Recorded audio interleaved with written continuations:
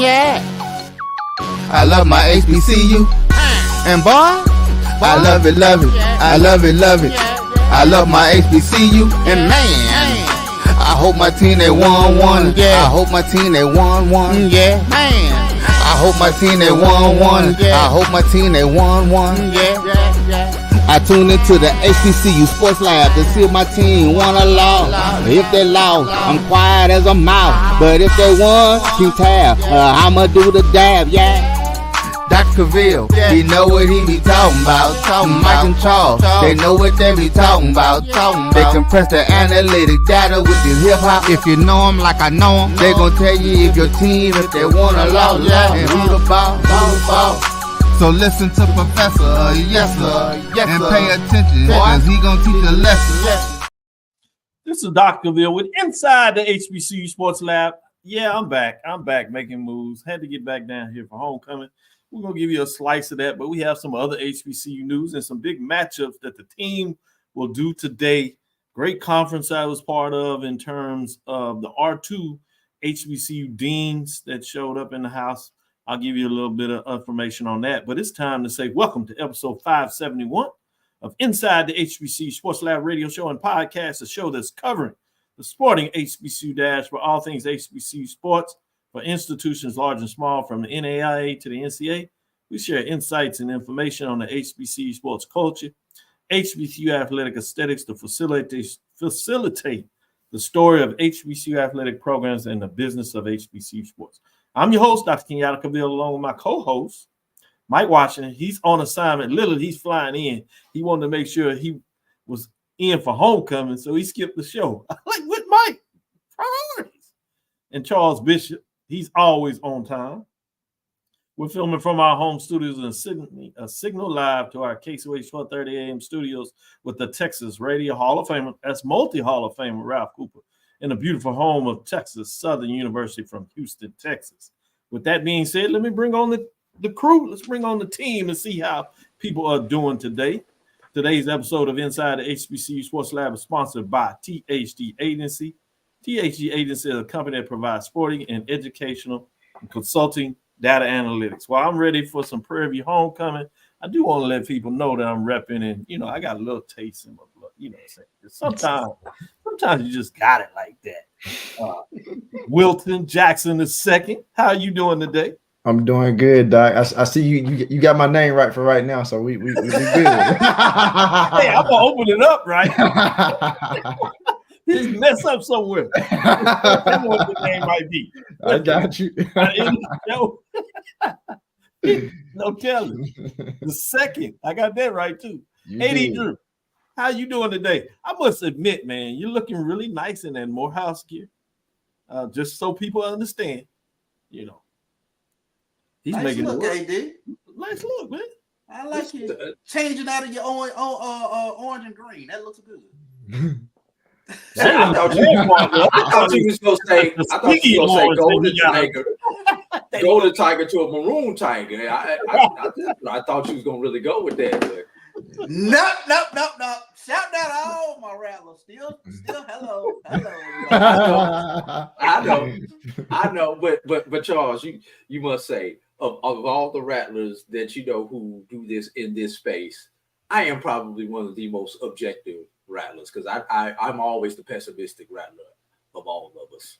You are the pessimistic rattler. I will give you that. I will say I'm surprised by all the fervor from Rattler Nation this past week, the low attendance and man. Yeah, move on to the next week. You got Southern.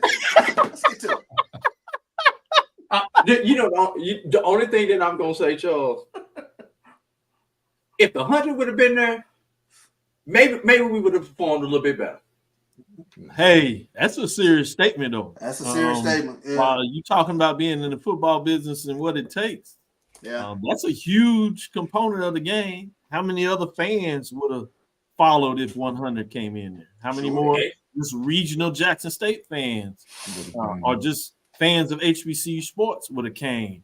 And what does that make for the atmosphere, and how does that create a different game when the atmosphere was already electrifying and everything was there? So I like the points you make, AD Drew. And last thing on 100, we might have doubled the amount of orange and green in the stands. It looks like also if the 100 would have showed up. Ooh, my bad. Yeah, I'm talking about y'all. I'm talking about y'all, Rattler Nation.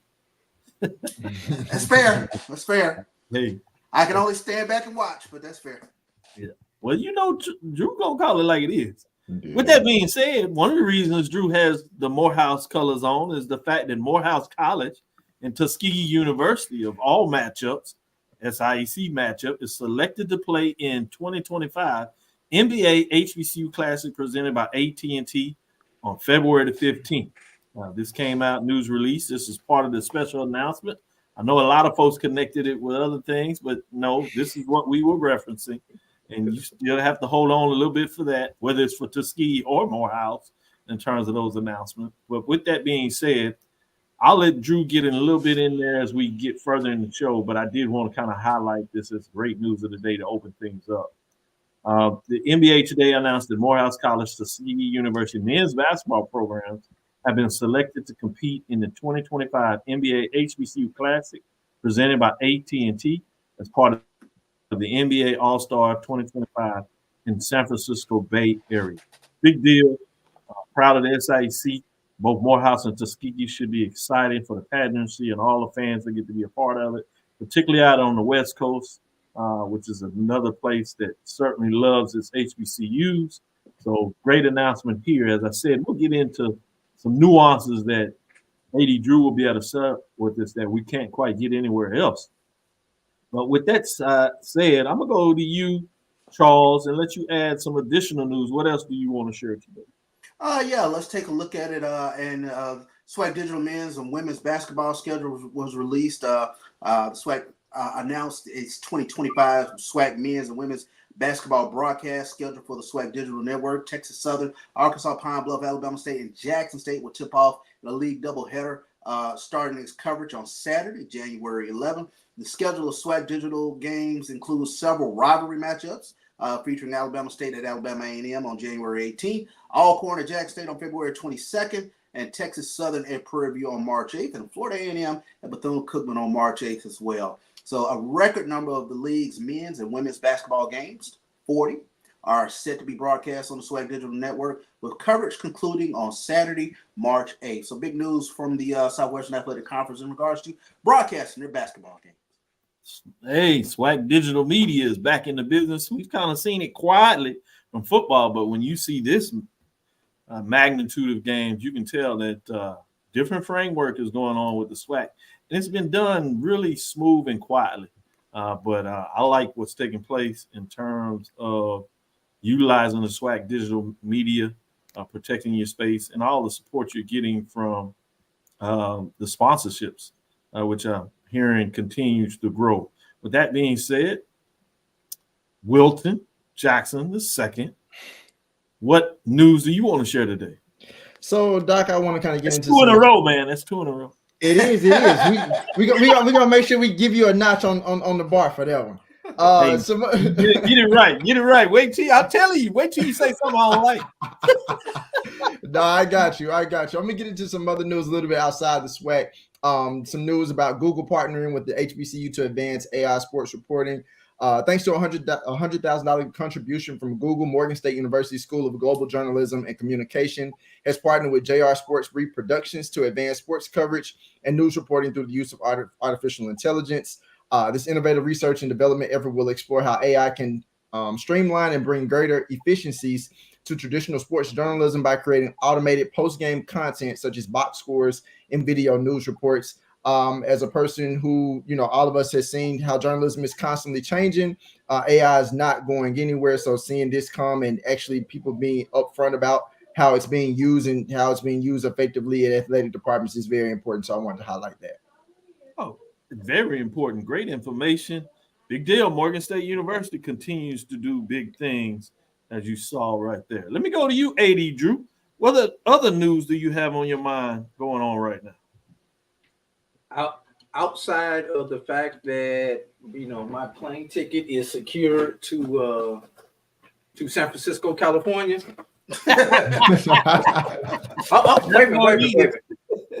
Wait a minute. And fellas, Weren't you in Chicago earlier, New York, and now you're San Francisco?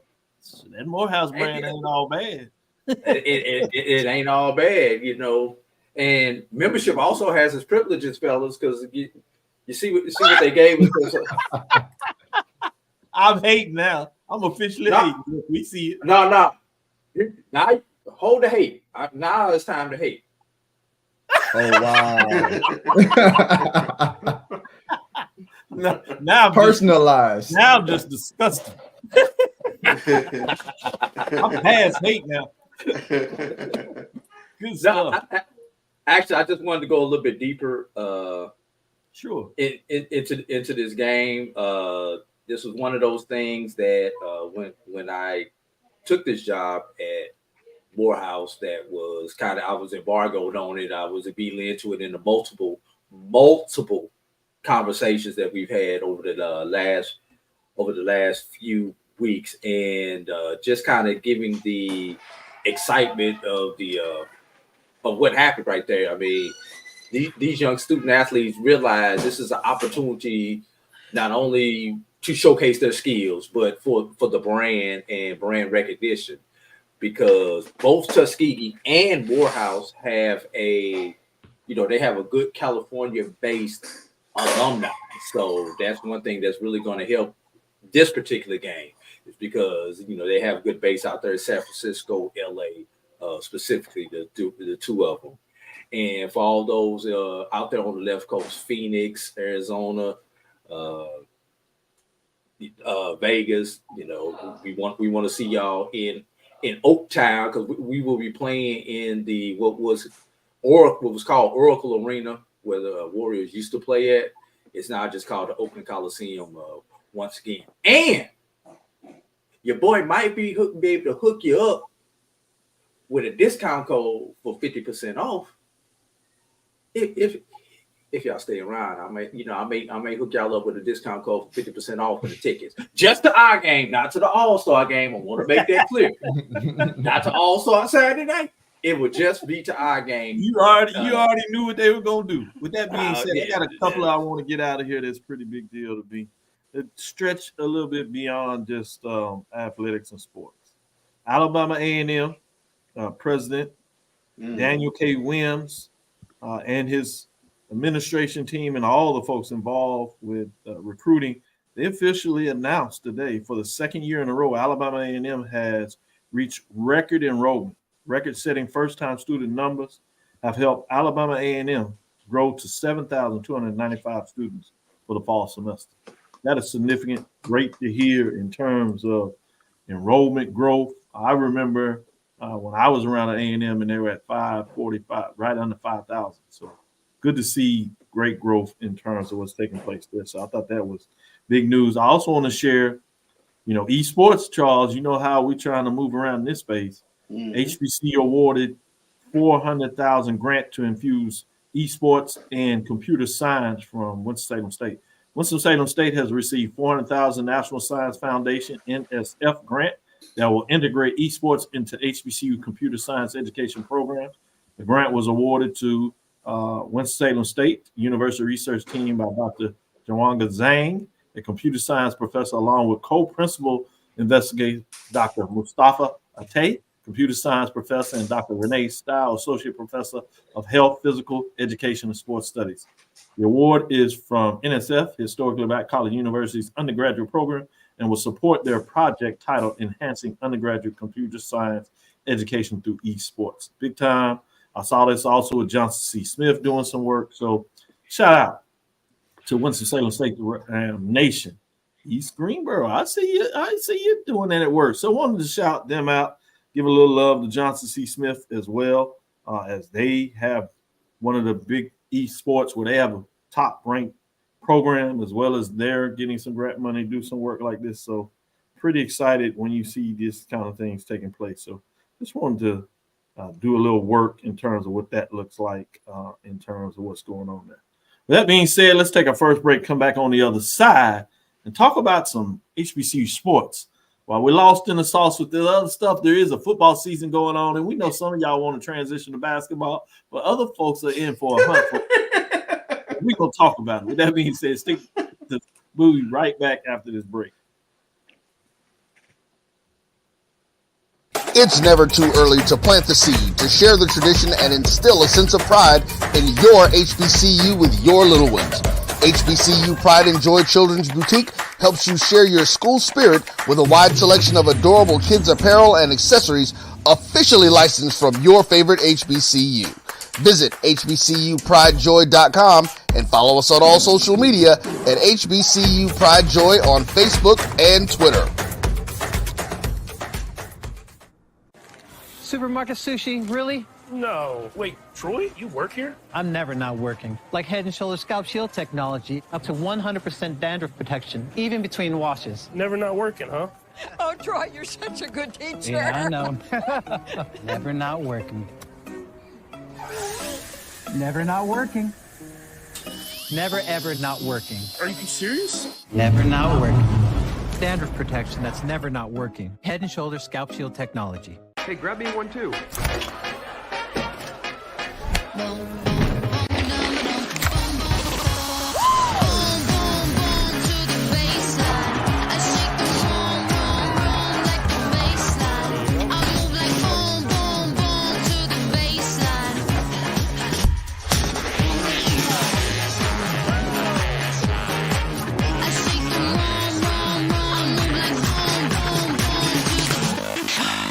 Charmin Ultra Soft has so much cushiony softness, it's hard for your family to remember they can use less.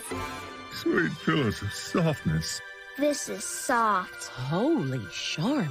Oh, excuse me. Roll it back, everybody. Sorry. Charmin Ultra Soft is so cushiony soft, you'll want more, but it's so absorbent, you can use less, so it's always worth it. Now, what did we learn about using less? You gotta roll it back, everybody. We all go. Why not enjoy the go with Charmin? This is the Dean of the College of HBCU Sports, Kenyatta Cavil of Dr. Cavill's Inside the HBCU Sports Lab with Mike Washington and Charles Bishop. Come mix it up in the lab where the course lecture is in session every Tuesday from 6 o'clock p.m. Central Standard Time on Facebook Live, YouTube Spreaker, or the BCSN app, as we discuss all things about the HBCU sports culture, including exploring the week that was in the sporting HBCU diaspora, as well as the upcoming week of HBCU sports. With me, the Dean, the College of HBCU Sports, on Dr. Cavill's Inside the HBCU Sports Lab with Mike Washington and Charles Bishop. Course lecture dismissed.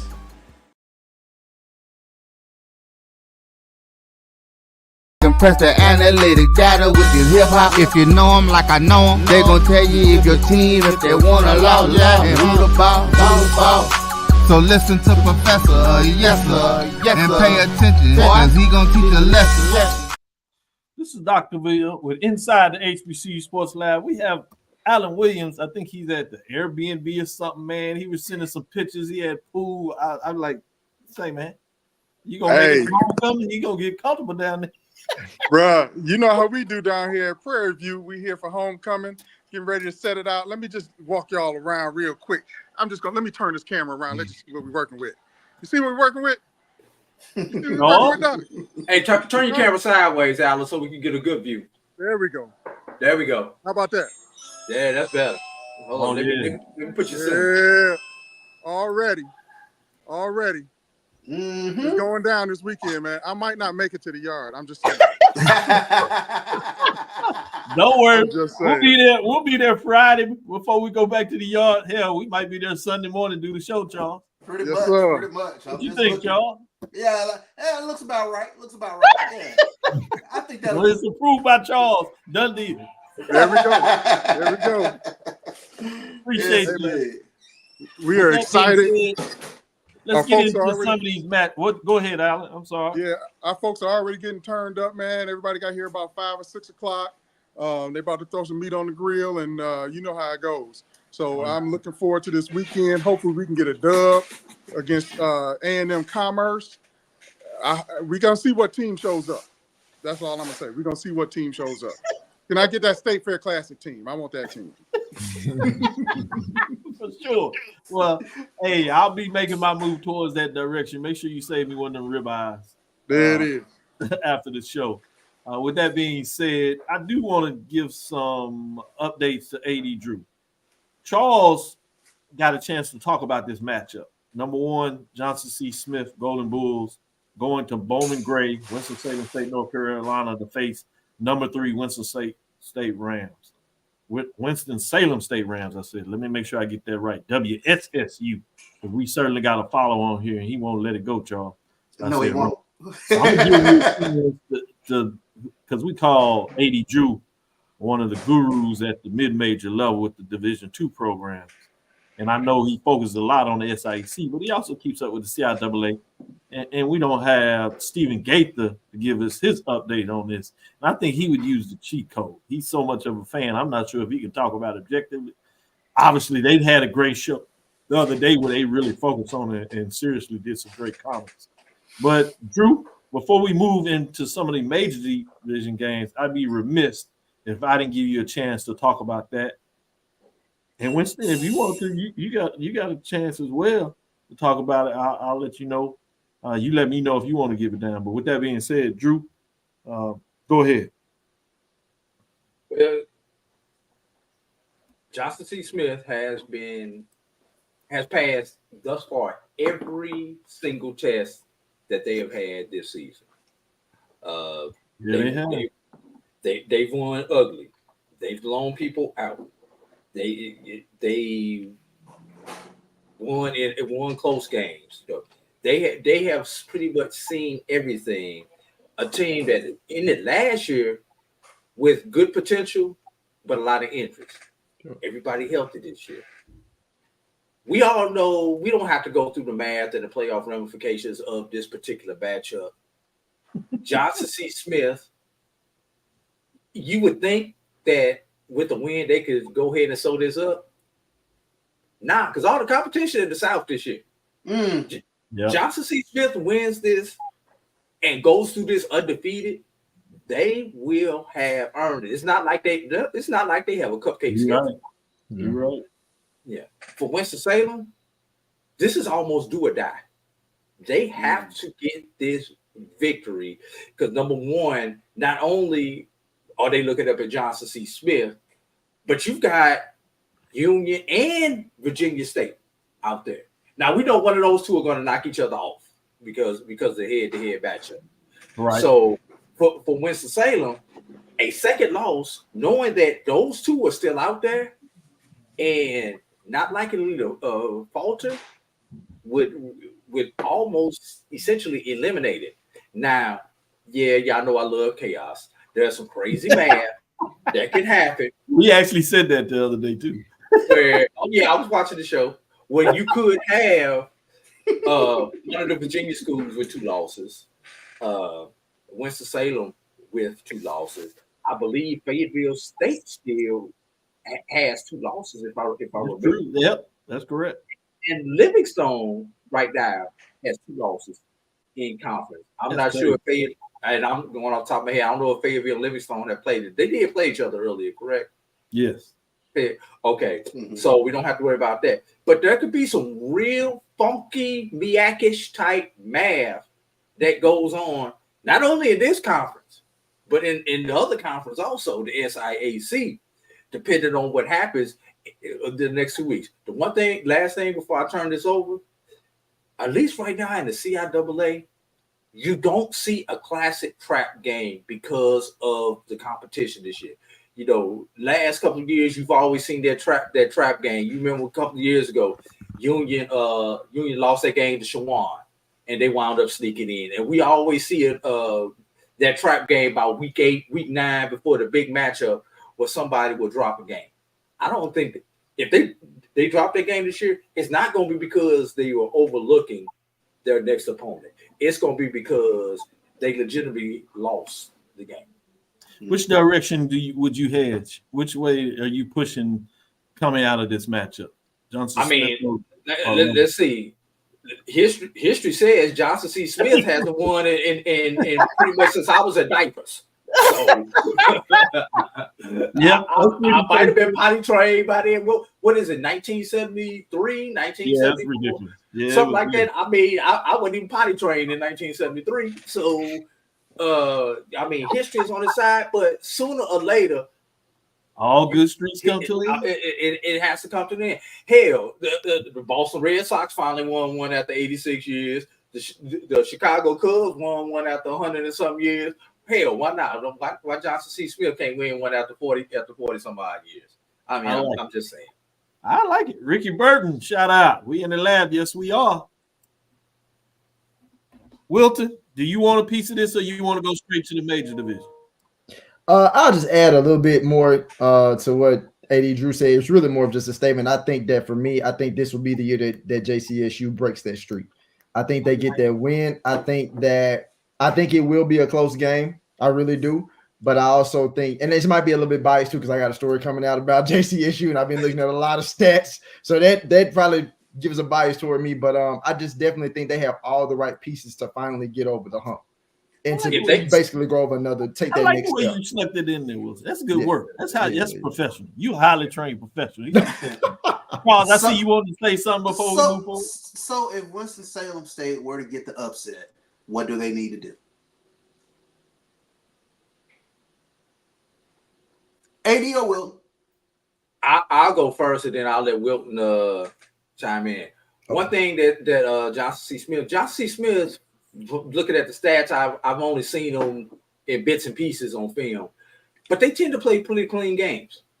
You know, low penalties, very few turnovers. So Winston-Salem, I think, would have to muck the game up, force a couple of turnovers, some undisciplined play, which we know was one of the things that plagued them a little bit last year, was a little bit on the undisciplined side. And if you look up and you see Johnson C. Smith has 10 to 12 penalties for 105 to 130 yards, advantage Winston-Salem. A couple of turnovers, advantage Winston-Salem. And Winston-Salem has got to take advantage of their red zone opportunities, because against Johnson C. Smith, it's not like they come in bunches. So anytime you get down to the red zone, you need sevens, not threes. Good deal. Wilton, you wanted to answer that? I think, Charles, more than anything, if Winston-Salem pulls off this win, Darius Ocean would almost have to have a subpar game. I mean, because every game this season, I think, if I'm not mistaken, he's averaged at least close to almost 200 yards each game. So he would almost have to have a very, very subpar game.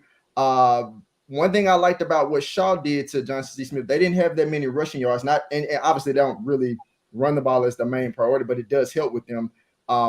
I think that if they're able to kind of maintain that and not allow them to run the ball, even though obviously the main option for JCSU is them throwing the ball, that could help. But I mean, Darius Ocean, he would have to have almost a terrible game for Winston-Salem to get that win.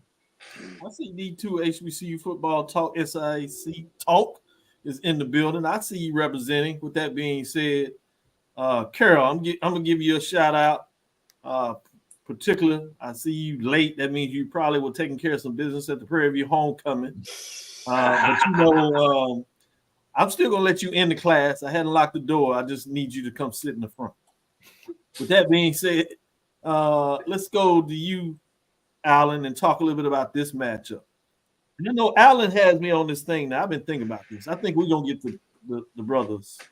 We have a nice little group of about 13 of us from various HBCUs, all connected in there. Many of them are SWAC-related HBCUs, if you would. And we're talking about traveling to some of these homecoming games. Well, here's one that is not a homecoming, but a classic. This might be one that we need to put on the bucket list. I've been there, but it just continues to be solid and big. And so number 11, Alabama A&M Bulldogs versus number 8, Alabama State Hornets. This is an intriguing matchup when you look at it and talk about what's taking place here in terms of this matchup. Birmingham, they have the RVs coming in on Monday for this game. They shut down now. This is a state, South is football crazy, right? Yeah. We around here in Texas, we think we do a little football. Jackson, Mississippi in general, they like to talk about, they have a little football, especially when you talk about per capita. They remind you of who sends folks per capita to the pros. They like to remind you of that. Louisiana does that thing, particular as they talk about the boot down there. They feel like they play some. Now we got FAMU in here. You got Rattlers in Florida. talking about they got football, and they love to talk about some speed. So it's a little different thing. But in Alabama, I hadn't quite seen this. On Friday, they don't have scheduled any city football game. That's big. That's pretty big. Let's be real about this. Yeah, that's pretty big. Yeah, high school is king in the South. We had a thing in Texas called Friday Night Lights. I'm not sure that would work around these parts. They don't play football games. Some of the high school football teams in Texas outdraw the college teams. Exactly. They shut down school. Shut down school on Friday. That's a little different. That city class is a little different. You know, that Magic City Classic, boy. I'm trying to tell you. Hey, we were trying to decide earlier this week whether we were going to Magic City Classic or the Alabama A&M homecoming next year, and we split. We are split. So we might have to do both.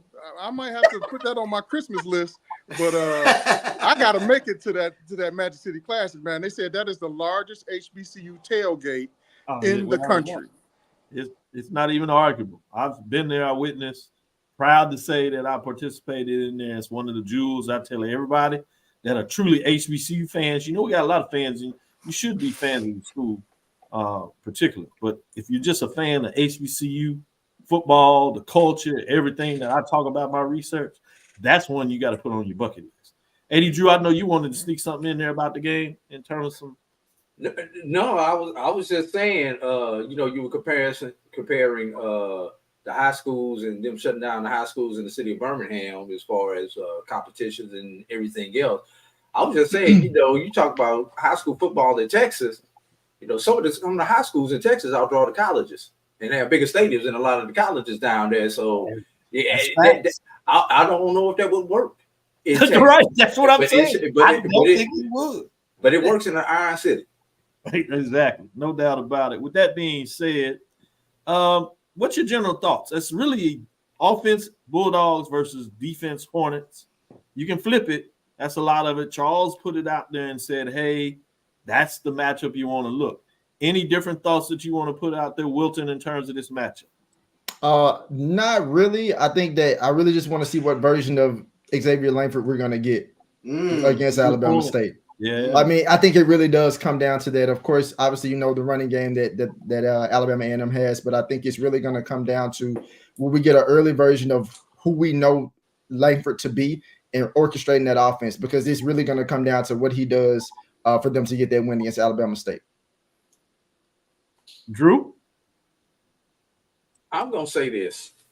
We all know the challenge at Alabama State. It is not on the defensive side of the ball. Mm-hmm. It's on the offense. I mean, they on quarterback number 74. No, seriously, they're on quarterback number 5. Oh, really? 5, yeah. And correct me if I'm wrong. Number 5 is a converted wide receiver. Probably played quarterback in high school. A lot of wide receivers played quarterback in high school. So, I mean that's where they are. I almost. And this gonna sound, I would almost say abandon what you're doing. You may call it Mickey Mouse, but you almost, if you're Alabama State, you almost just need to put an extra running back there and run the Wildcat all game. But 11 people, I mean, now you've got an extra attacker in the game, rushing the ball. You can't throw the ball for the square root of 2 anyway, so you might as well just put an extra person back there and run some misdirection, some dives, some different stuff with the Wildcat, the quarterback. Because the quarterback can't throw the ball, they're gonna put 8 men in the box. At least you got a chance to balance the numbers by doing something like that. I'm just throwing it out there. Charles? I'm just saying the young man did throw for over 300 yards and they put up 54 points on Valley. So who? Should I play Mike? I know Mike Washington out here, so let me play Mike. I knew somebody was gonna say that. We talking about Valley? No. Who is the only winless team in the SWAC? No, in Division 1. No, HBCU. Mississippi Valley. Okay. Why you gotta say it so like that, man? Shout out to A&T Roy. He showed out there and said Greensboro in terms of they don't have football on Friday. He gonna represent A&T, which is his point. I just don't see Greensboro, Birmingham, a little different there. Yeah, a little different. But G-Ho go hard. G-Ho goes hard. Oh, it go hard. The homecoming go hard. Yeah, it go hard. There's no question about that. That's not what I'm saying. My point that I'm making in here, and we're gonna go to A&T as well. We got to make. Allen has already made sure we understood that he's been down there on a visit on some other recruiting and things of that nature. So he's giving us a heads up. So we'll be here. The thing I will say about A&T, they need to get me excited when they do that for basketball. That's basketball. I get it. That's on my bucket list. I want to catch basketball. That's why y'all ain't had a ride with your team being putting up 50-some points to every HBCU they play and almost losing to the D2 program. A&T football, y'all call me back when y'all get back in the football.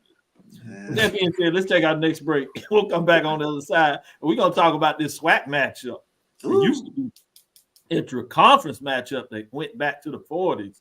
Great breakdown on ONG Strike Zone with Carlos getting on there talking some good information about that matchup. But now it's time for Inside the Lab to talk about this number 5 matchup against number 7. The Jaguars on the road to the Rattlers.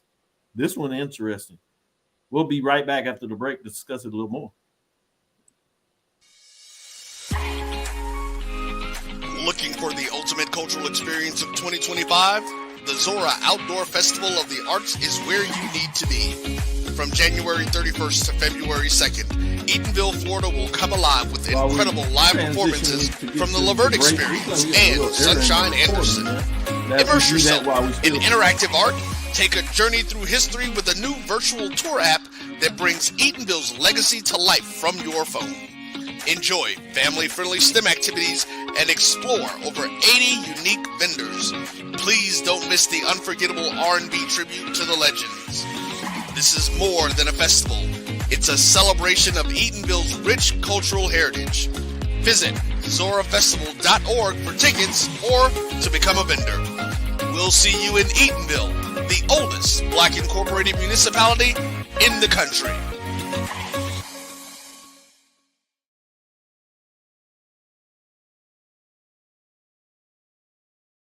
Press the analytic data with your hip hop. If you know them like I know them, they gon' tell you if your team, if they wanna lose, and who the ball.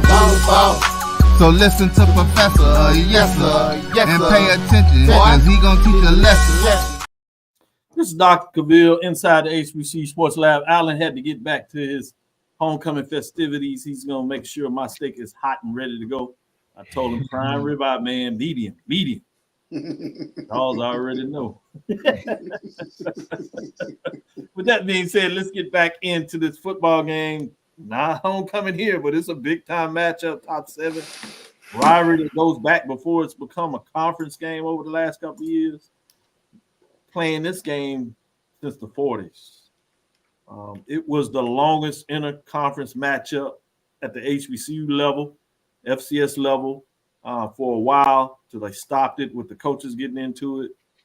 Came back and was played a couple of times after that, and now it's a conference matchup, and now it's a big-time conference matchup with both teams playing really relatively well. Southern surprising a lot of folks, but they're back in the football business after they took down Alcorn State Braves and did it in a superlative fashion after winning 2 previous Western Conference games, both in overtime.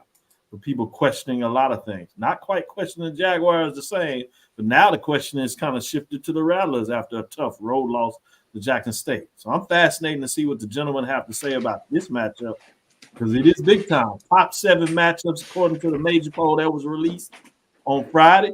I'm going to start with 80 Drew. Since Charles is back there ready to chuckle, I'm going to save him for last so he won't get himself in too much trouble. Drew, what are your thoughts? I may be about to be the classic. I thought this man was about to sing for us. I may be young, but I'm ready. Oh, Lord, they got him singing? No. Damn, Morehouse.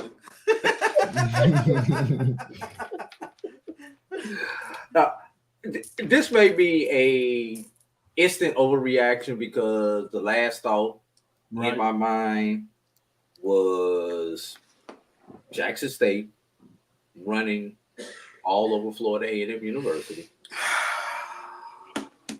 Florida A&M University turning the ball over late. Compare that to Southern running the ball all over Alcorn. Alcorn running late. You know something? You would think the way that Southern has been winning games, that Southern is the defending HBCU champion, because it seems like this year is SWAC play. Southern has had that championship pedigree. They have just found ways to win, which is something that you expect out of championship teams. So I put all that together to say this. As a FAMU grad, this is the first time in a long time that I have wondered, will the streak end? Because Southern strengths seem to be every one of Florida A&M's weaknesses. Right. Every other year, Florida A&M has a good run game sucks. Good run game sucks. Guess what this year is, everybody? This is the suck year. So FAMU's run game has been non-existent. But in addition to that, they have not been able to stop the ball, roll it down the hill when it comes to the ground game. So if you see Southern with 35, 40 attempts on the ground, you're probably going to see a Southern victory. FAMU has shown an inability to consistently get after the quarterback. Now, there was a stretch where they had some opportunistic turnovers, but those were more rallying into the ball type turnovers after the receiver has caught the ball and got a little yak. So, I'm not picking Southern. No, I'm not picking Southern, but I'm definitely concerned. I will say that. I certainly could understand. Wilton, Jackson the second. Give me some information about this matchup. How you looking at it? So I like all the points that AD made, but I'm gonna say this. He leaving the meat on the bone, Will? He did. He very little bit. Just a little bit. A few little pieces. You gotta scrape it off a little bit just to get some. But I'm gonna say this. And it's mostly gristle. It is very much gristle for sure. I will say this though. I have a hard time thinking that FAMU is gonna lose back-to-back games. Number one. Number two, I have a hard time thinking that they're gonna lose at Bragg. Now, if this game was at Southern, I would probably say, you know what? To every point that Drew made, Southern could probably, I won't say they would easily walk away with this game, but I would have a little bit more confidence knowing that obviously quarterback play for Southern, Noah Biden. I forget the other guy's name right now at the top of my mind, but it's like T-Set. Yes, yeah, T-Set. So it's just like for me, I'm still kind of up in the air there. But in my mind, I'm thinking like this game was at Southern, I would give Southern the advantage. But to think in my mind, even with FAMU struggles to stop the run, because I guarantee you, if I'm Southern, if I'm Terrence Grace, I'm running the ball right down the throat of FAMU if I can with Kendrick Rhymes and Kobe Dillon. But I just think that FAMU is going to find a way. I think Southern will be able to still run the ball, but I think FAMU still finds a way to get a win in this game. And I think it's still going to come at the fact from Daniel Richardson being able to make some type of plays and for sure likely special teams to help them get this win at FAMU. Good stuff. Shout out to Coach Parasi Norman out there giving AD Drew some love. I know he being funny with it, but hey, it is what it is. Charles, it's time for you to show up and show out. What you think about this matchup? Doc, I think it's very concerning. Especially when you take a look at the fact that Florida A&M is giving up over 200 yards a game on the ground. I mean, it's hard to win games when you're giving up over 200 yards a game on the ground. They're toward the bottom of the SWAC in terms of rushing defense. And somewhere along the way, Southern has put the right mix of offensive line together, and all of a sudden, it's coming together. And that's the thing that I think is scary. I think, Wilton, you touched on it. When you take a look at Kobe Dillon, Kendrick Rhymes, C.J. Russell, I mean, the blueprint is there. You got to run between the tackles. and keep their offense off the field. We know Florida A&M can score. But how do you keep good offenses off the field? You run the ball and you wear them out by the fourth quarter.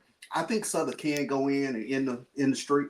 And I told you, Doc, a couple of weeks ago, when that ball starts bouncing in that direction, here comes Jag Nation. And it starts to pick up. It starts to pick up. And that's where I see this Southern football team starting to get that thing going. And when they get it going. Yeah, when they get it going. And we'll see if they are going to get it going. They certainly take a major step in that direction at home last week. It was homecoming. So I want to see kind of how they bounce back after they level off a little bit. And the big thing is, I think with Florida A&M, you can't let Jackson State beat you twice. I mean, that was a deflating loss last week. But it all depends on the play of Noah Biden this week.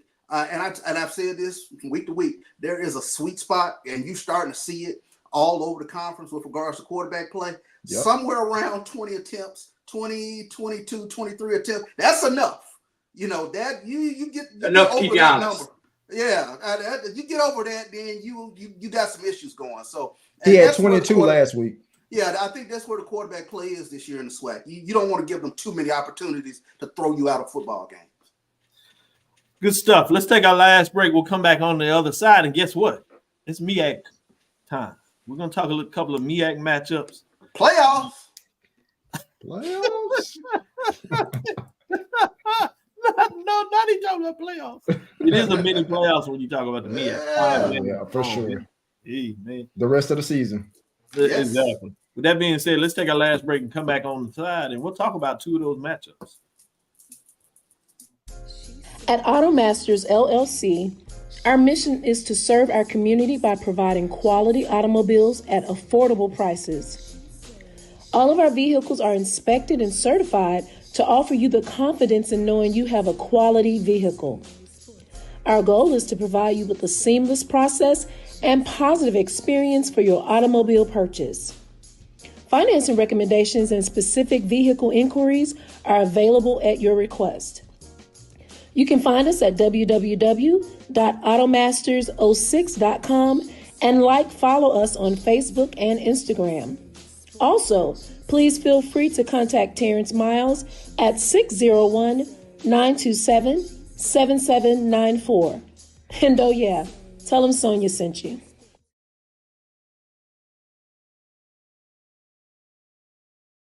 Compress the analytic data with your hip hop. If you know them like I know them, they gon' tell you if your team, if they want to lose, and who the ball.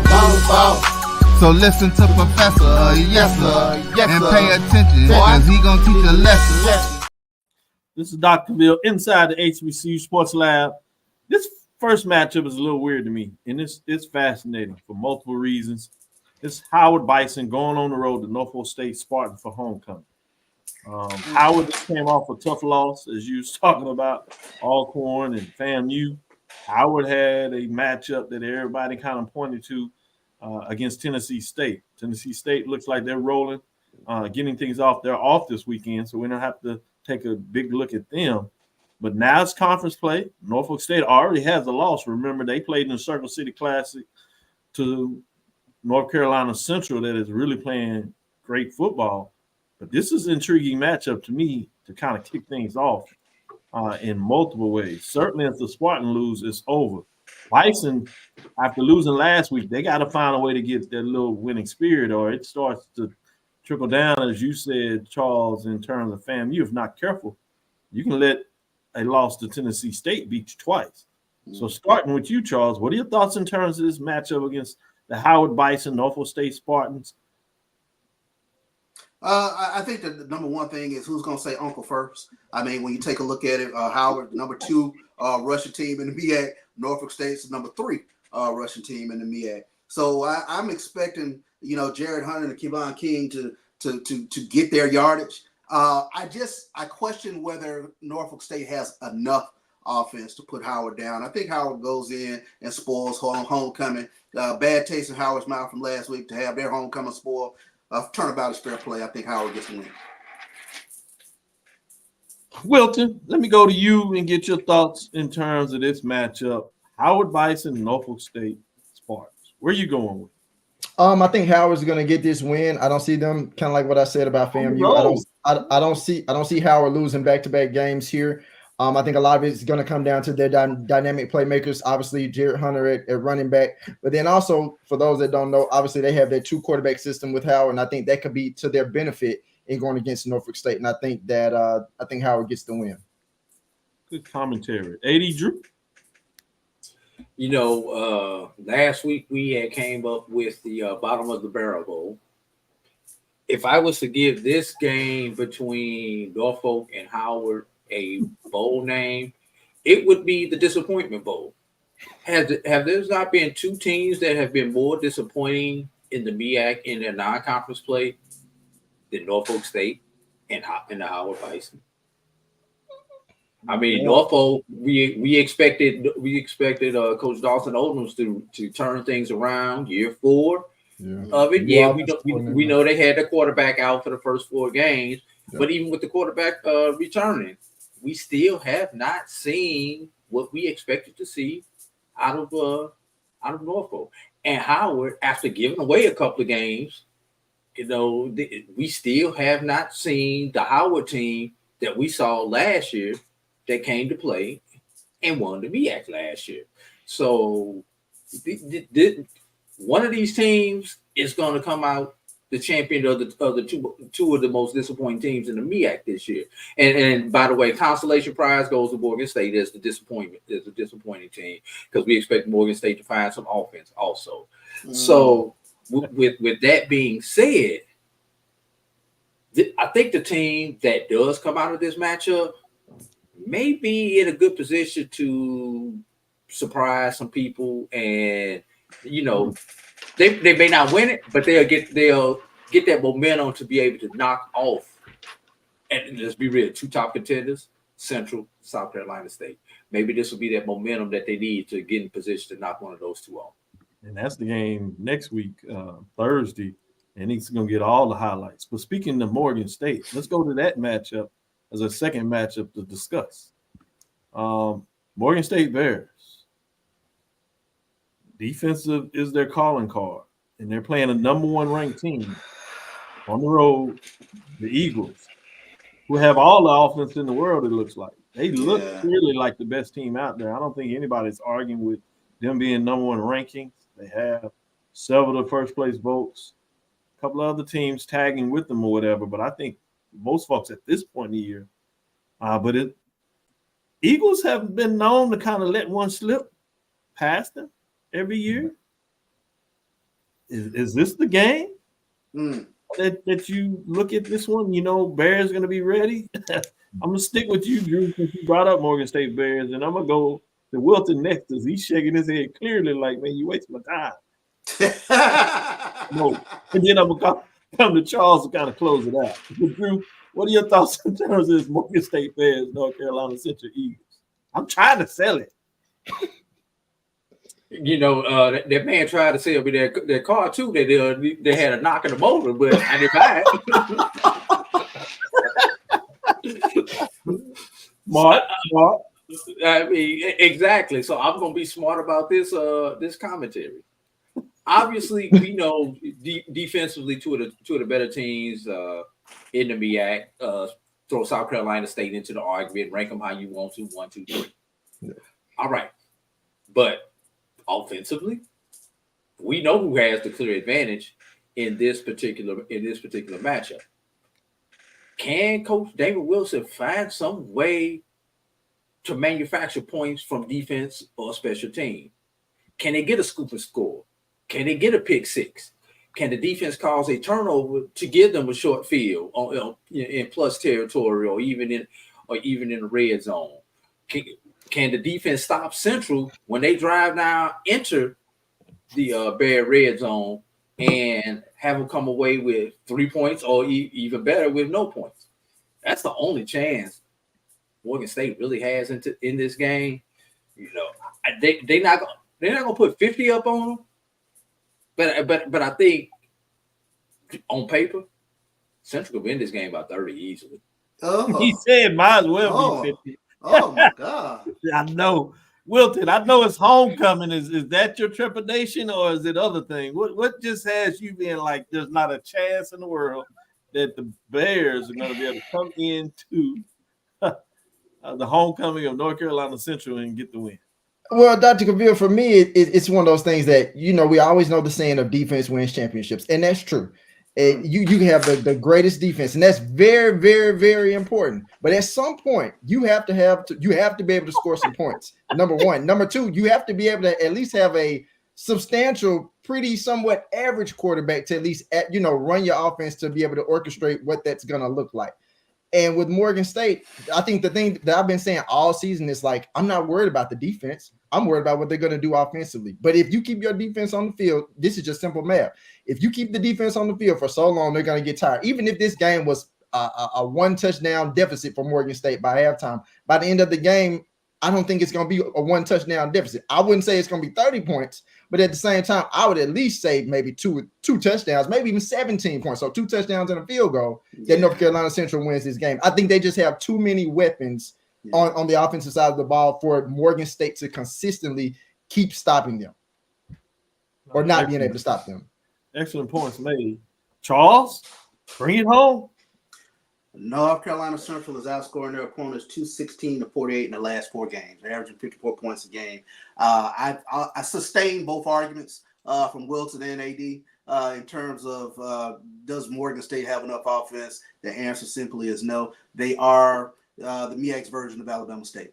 All defensive offense. So, I mean, I think that's what it comes down to. I think North Carolina Central will win. It's going to be tough to me, I think, putting up a lot of points, but I can see easily maybe a 20-7 game or 24-7, something to that effect. Big thing with North Carolina Central, I think they're 96% in the red zone. I think the only team that I've seen upwards of like that is Jackson State. They're 100% when they get in the red zone, they're putting points up. So that's something to just keep an eye on going down the stretch. Fascinating. Shout out to Russell Haynes. South Carolina State Bulldogs have their homecoming. So you have 3 homecomings in these 3 conference matchups. They're bringing in and hosting the Hornets of Delaware State. So it should be interesting with all this going on. Leonard Blow continues to do what he does. Captain Control. Yeah, he going to troll it. He going to get him. Shout out to Leonard. I got to make sure we can get up to the Norfolk and check out the Spartans. Thank you for listening to Inside the HBCU Sports Lab. Make sure you share our podcast with your friends and colleagues. I am Dr. Kenyatta Cavil, the Dean of HBCU Sports, coming from inside the lab in the College of HBCU Sports with Mike Washington, Charles Bishop. Today we had none other than Wilton Jackson II and A.D. Drew. See, Wilton, I got you today. Clean as and that means I must have messed up either. You didn't. Your comments are actually on point. Let me give you not messed up. Your commentary was the best of the 3. I'm gonna start grading you all. Today, you would get the check mark and have your end of the show commentary. We just can't turn in a group assignment, Mr. Professor. He great. Turn in a group assignment. Right. I thought you were gonna say I'm grading him on the curve. Good stuff, AD Drew. Continue the great work over there at Morehouse as you're doing great information. The T's out there. You almost broke the internet. Everybody swear you were talking about Morehouse going to D1 and joining the SWAC. The MEAC was what everybody really thought it was, but not to be. It was another good highlight. Slow down, everybody. That's maybe coming. I ain't gonna say it's coming, because then I'll get in trouble. With that being said, again, we want to thank you for listening to Dr. Bill's Inside the HBCU Sports Lab with Mike Washington, Charles Bishop, every Tuesday and Thursday, 6 o'clock Central Standard Time, Sunday at 9 a.m. I want to give a shout out to all the R2 HBCU dean that were able to make it to Howard University the last couple of days as we were going in terms of how we continue to educate the country and the world, for that matter, in terms of working on things with that nature. Drew wants to drop another dime. What you got, Drew? No, actually, I want to ask you a question. You said R2 3, 4, 5 times. We know R2 is research level. Can you just quickly tell everybody who the HBCU R2 institutions are, because a lot of people aren't familiar with those? Yes, great question. That's the Carnegie classification. R2 institutions are just below what we call R1. A lot of them is the top level that Carnegie classification does. That means they are high research intensive institutions. There's 5 in the SWAC. Since we're talking about sports, I'll kind of break it down from that perspective, which happens to be Prairie View, Texas Southern out of Texas, Southern out of Louisiana, Jackson State out of Mississippi, obviously, and Florida A&M, if you would, in terms of Florida. Then you shift into the MEAC. You have 3 there, which is Howard University. And you also have Maryland Eastern Shore and Morgan State in terms of 3 out of that. Independence, you have Tennessee State, North Carolina A&T, and you have a special one there at the Division II level, SIAC, private institution right there out of Atlanta. Clark Atlanta University make up these institutions in terms of the R2 Carnegie classification. 11 institutions, 8 of the deans were there representing, and the other ones would have liked to attend, but some of them couldn't quite make it in terms of what they're going on. But we plan to continue to work together to push what we do in terms of educating the next generation of educators, which includes, to some degree, those programs in terms of sports management. You know, I made sure we did our diligence to get that information in. Don't be surprised if we have some push on that side of the envelope as well. Thank you for asking that question, AD Drew. Follow me, Dr. Kenyatta Cavil, on Twitter. I call it Twitter because I can. That's Facebook and Instagram, DrKenyattaCavil. Inside the HBCU Sports Lab 1 on Twitter. Inside the HBCU Sports Lab, Facebook, YouTube. Again, check us out on Sunday. We'll try to let you know where we're going to be. We're going to find a way to make it happen. Dream big, continue to move forward. Charles is calling the game this weekend, Texas Southern. Grambling, that's another key matchup, so check him out. Listen to him for that. Morehouse has a big matchup this weekend. Homecoming for Morehouse. It don't get quite bigger than that, and they call it the Spell House. Spell House Homecoming. Yep. Spellman is involved in that and show out and show in there. That should be a big deal. Dream big, continue to move forward. We will talk with you soon. Charles? Of course. Wilton? Lecture. AD Drew. Happy Spell House Homecoming, y'all. Dismissed. Nice.